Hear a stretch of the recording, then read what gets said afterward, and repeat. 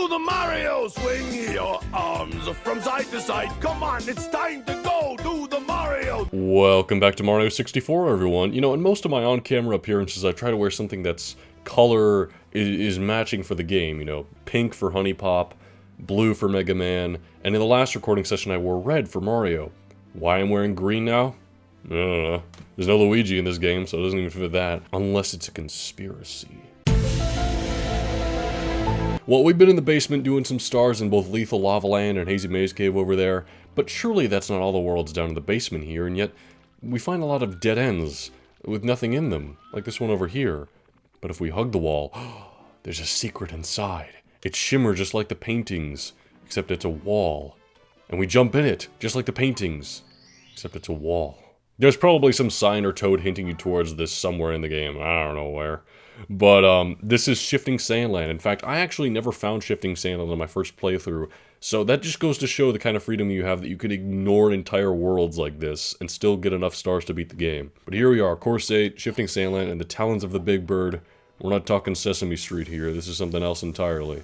And Shifting Sandland here is the same music as Lethal Lava Land, or Lethal Lava Land is the same music as Shifting Sandland, depending on how you want to look at it. Talons of the Big Bird here is a kind of annoying star. We just gotta go up these pillars, and then there's that bird out there carrying that star, and we gotta, like, get to him. Uh-oh, Mario. No! I'm running kind of low on lives, boy. Alright, well, keep that in mind. Talons of the Big Bird, like I said, not a fan of this star. It's a little tedious, you know, you gotta deal with all that. Oh, I love those copter guys, by the way, that when you jump off of them, you get a little spring boost like that, and we actually use that to make it up here. Hop on the shiny shell and ride wherever you want to go. Shred those enemies. So yeah, up in this higher up bit that's kind of difficult to get to, we can find a Koopa shell, which we can ride. Whee! And I love that it's the invincibility theme, classic Mario music. And they work in this melody from Yoshi's Island. If you watch my Yoshi's Island playthrough, you may find this familiar. But we're actually going to get this different star here. I'm not going to bother with Talons of the Big Bird. I don't really like that star, gonna be honest. And the Koopa shell helps, but still not a fan. In fact, I'm not much of a fan of Shifting Sandlands to begin with. So I'm gonna do one more star here and then I'm gonna move past it. Maybe we'll come back to it later. I mean, we're gonna have to come back to a lot of different worlds just to get what we need to get, you know? I mean, there is a high star quota. We need 30 and we currently only have 13. You know, there's a bit of a requirement there. But I would say the best way to describe it is that this game requires you put in the time and effort, but it allows you to do so how you like. Also, those damn 1-ups, man, they're elusive. Well, anyway, we're gonna go in here, and this is one of the main mechanics I don't really like about Shifting Sandland. As soon as we go in here, we cannot go back. There is no way to return and get in there. I don't think so anyway. Yeah, I'm pretty sure. We're locked in. So if you were maybe going for the red coin star and you thought, maybe there's some in the pyramid. Bad news, partner. They're all outside the pyramid. Now that you've gone in here, you can't go back out. Sorry if you were 7 out of 8 red coins away, but that's a wrap for you, my friend. Or if maybe you had knocked the star out of the bird's hands. That's not actually enough to get the star on its own. You also have to then go pick it up. But maybe you slipped in here somehow? I don't know. The point is, I don't like that this area locks you off from the rest of the world. And this isn't the only instance like this in the game. I mean, heck, Lethal Lava Land is something just like this, and I was complimenting that world quite a bit. It has a volcano that you go in and it has a couple of stars in there. But Lethal Lava Land gets a pass for 2 reasons. One, you don't really think to go into the volcano until the star name basically tells you go in the volcano, once you get around to it. And 2, the red coin star isn't as much of an issue there. You know, you're not convinced there's any red coins in the volcano itself because they're all in the Bowser puzzle, which is super easy. Plus, the inner part of the volcano is much smaller than this. This is pretty dynamic. We got this whole huge-ass obstacle course. Look at this. This place is tough. Not gonna lie, it's quite the challenge. Careful, Mario, don't fall. Ooh! Those electro balls are flying around. Whatever they are. This place has a lot of, like, knot thwomps. They make the same sound, so I don't know. Get on top, Mario, and go over. There we go. Over here, we find the coins guiding us to another star. That's gonna be all I do for Shifting Sandland for now. Let me know in the comments what worlds you want to see me come back to, whether it's Shifting Sandland, Hazy Maze Cave. There's a few I have to revisit for certain reasons. But in terms of where I want to go for 100%, it's kind of up to y'all. You know, I'm letting you have the creative decision making, because we've gone to a lot of different courses. I mean, up on Battlefield and all this stuff. And some of the observant viewers out there may have even noticed we have Cool Mountain, which clearly labeled Course 4. It says Course 4 there. And then we have Hazy Maze Cave, which is labeled Course 6. Where's Course 5? Well, Course 5 is actually on the in-between floor. We had this in-between floor, and there was the backyard with the fountain and everything, but suddenly now there's a ghost there. Some things in Mario 64 are actually locked behind stargates without really telling you. This is one of them. If you run behind... Oh, there he goes. If you go back here like we did before, with only like 8 or some stars, it's just an empty backyard. But now this place is filled with ghosts, as you can see, boos. And boos have been unkillable in most every Mario game, but now there's an actual way to kill them. Basically, they're weak to just about anything as long as you hit them in the back. And also, you can only hit them if you're not looking at them. And it's kind of a similar way of reinventing how they worked in the 2D games. I kind of like the reimagination they use there. The ground pound is by far the best method for them, because obviously you're not looking dead at them if you're above them. So it's a pretty good method. And this particular boo has this cage inside him. If we happen to kill him and go inside, this cage is a world. Go on a ghost hunt. This is Course 5, Big Boo's Haunt. Come on in here. So this is music that was put in a kid's game. Don't ask why, because I don't know. What does the sign say here? You don't stand a ghost of a chance in this house. If you walk out of here, you deserve a gold medal. Is this supposed to be gold medal? Come on now. Well, anyway, this is Big Boo's Haunt. We have a whole bunch of different doors we can go in here. And go on a ghost hunt is right. Basically, the objective of this level to unlock the star, kill all the boos, and I do mean all of them. Ghosts don't die. Can you get out of here alive? Well, maybe. I say kill all the boos, but apparently they can't die as well. In fact, it says this dialogue just about every time. So, yeah, we just gotta go around killing all the boos in the various rooms. Ooh, watch out for that staircase. Or that bridge as it collapses. It does respawn eventually, but still. Okay, that's those 2 doors taken care of. Let's go over here. We got an eyeball enemy. We've seen them before in Hazy Maze Cave, and another ghost. There we go. The fact that they give us blue coins, which are worth 5 every time, very nice. In fact, these guys give us blue coins as well. I haven't showed how to kill them, but basically we need to get them to look at us, and then we need to spin around them super fast to get them dizzy. That's how we beat them. Pretty unique enemy, I'll give them that. 20 coins already. In here, I believe we have some more ghosts. Oh, we also have chairs. Chairs are trying to get me books. Oh, God. These guys also give me blue coins. How about that? And we got plenty of red coins around here, which are worth 2. There we go. Ghosts don't die. I killed 2 of you, so... Boom! Here comes the Master of Mischief. The Tower of Terror. The Big Boo. So in defeating all of the boos around the place... The Big Boo has now appeared, but where? Well, maybe he's by this piano here. Oh! So this didn't traumatize anybody. No one really cared about it. Anyway, here's the Big Boo. He appears in the main hall now. He's basically just the same as a boo, only he sounds like a womp, and we have to hit him 3 times. That's about all. And that gets us our star of Big Boo's Haunt here. This is the intended one you're supposed to do first, but you can do a couple other ones first if you prefer. I'm pretty sure you can do a couple other ones first if you prefer.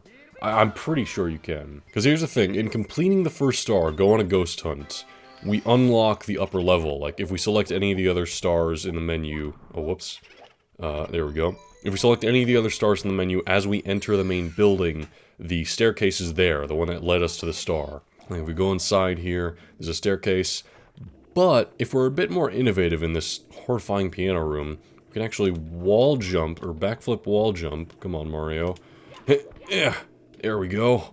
To get up here onto the 2nd floor without the need of the staircase. I mean, you can get up here and do a bunch of the other stars without having to worry about the first one where you have to kill all the boos.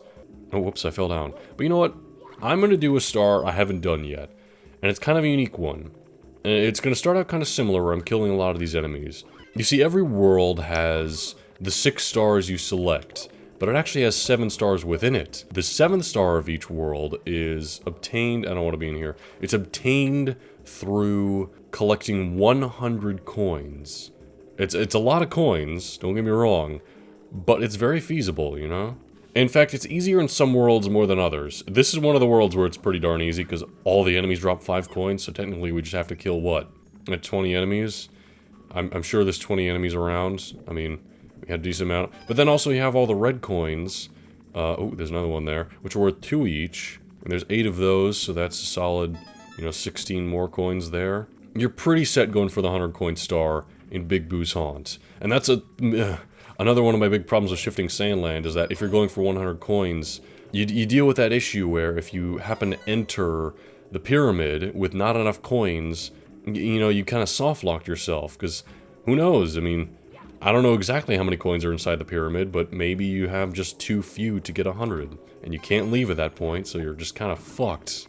There's 5 more coins, we're at 38, almost halfway. Also, one benefit to doing 100 coin stars, well, it does take a while. If we happen to complete our mission, whatever it may be, we get an extra life for every 50 coins we finish the level with. Oh god. Piano, go away! Ugh.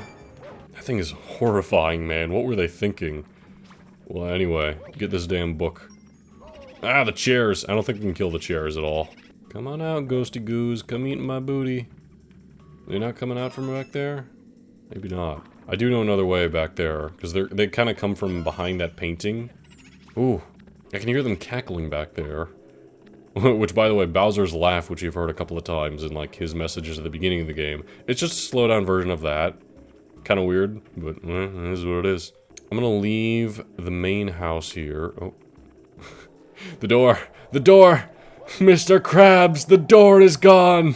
Check it out, we got a funky looking box here. Oh, oh, oh! Well, that's one way to get coins, I guess. We got more of the spiders from Hazy Maze Cave, kind of appropriate they're here. God damn, look at that background around the cage and the wind you hear howling in the distance. This has to be the scariest level in Mario yet. But I mean, it's kind of a staple of Mario, isn't it? I mean, there were haunted houses in Super Mario World, and kinda in Mario 3 in a couple instances. Not really, though. I mean, that game introduced Boos and Dry Bones, but they were just kind of in Bowser castles, Still, it's definitely a kind of a staple in Mario to have spooky levels, It isn't a lot of platformers, but I'd say Mario more so than others. By the way, this is the other side of the painting that the Boos can go through. Why weren't you assholes coming through to the other side? You had to make me walk all the way out here just to get to you. Oh, we got some boxes here? Hell yeah. Go at it, Mario. Hit yeah. And hit yeah. Okay, there we go. We got 89 coins. Just 11 coins away. We're also... if we pause, we can see our red coin progress. 7 out of 8 red coins. I'm trying to remember where the one red coin I'm missing may be. Because when and if we get the red coin star, it just appears right there in the window light. I kind of like that touch, by the way. The light's shining down onto it. Oh, it's here. That's right. Boom. And we get the red coin star to appear out there. It doesn't really show us properly, but at least we get a general idea. Yeah, red coin star appears out here. But here's the thing. We want to get the 100 coin star first, and I do like this mechanic with the 100 coin star. Some platformers would kind of elaborate on this more, but the thing is, with the 100 coin star in this game, and I'll show you here, we got a blue coin switch, there's 100 coins right there, so we get our star, it spawns right above us, so we kind of have to be careful where we collect our 100th coin, to make it accessible. We pick it up, and then it says, you've collected 100 coins, Mario gains more power from the castle, do you want to save? Yes. And we continue playing the course. We're still here. So, we can go get that 8 red coin star now. And that's kind of how I recommend doing 100 coin stars and red coin stars, is you do them both at the same time so you get twice as many stars as you normally would. It's a pretty effective strategy, We managed to get ourselves 2 extra lives and 2 stars all in one go. Good progress. Let's do one more star in Big Boo's Haunt here before calling it apart. The one they wanted us to do, and this is a whole area I didn't really show off of the place. I kind of showed the first floor, the second floor, and even a bit of the third floor if you wall jump carefully there. Which, I mean, that can lead to a Big Boo bossy fight up there on the balcony. I didn't bother with that. But instead, we're going to fight the Big Boo boss underneath the place. Because we can actually go in here. And there's an elevator here that leads down to it. Also, that bridge that collapsed on the first floor of the mansion will send you down here. So, there's a lot of different ways you may end up in the lower levels of Big Boo's Haunt, which is kind of a weird, like, a weird carnival kind of thing. As we near here, the music starts to change, and you can hear it. What the hell? Who's throwing this party? Hello? Hi.